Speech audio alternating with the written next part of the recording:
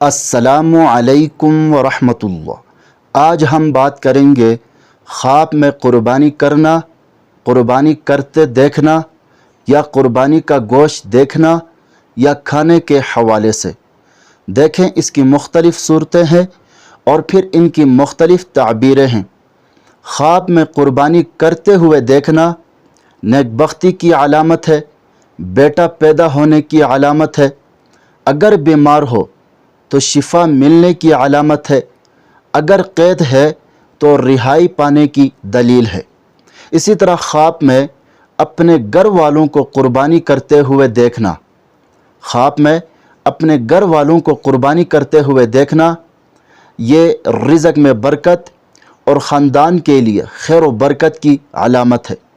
اسی طرح خواب میں قربانی کا گوشت کھانا، خواب میں قربانی کا گوشت کھانا دولت، راحت، عزت اور بزرگی پانے کی علامت ہے۔ اسی طرح خواب میں قربانی کا گوشت بانٹتے دیکھنا، خواب میں قربانی کا گوشت بانٹتے دیکھنا خوشیاں اور خوشخبری ملنے کی علامت ہے۔ اسی طرح خواب میں قربانی کا جانور ذبح کرتے ہوئے دیکھنا یہ تقوی، پاکیزگی اور دعا کے قبول ہونے کی علامت ہے۔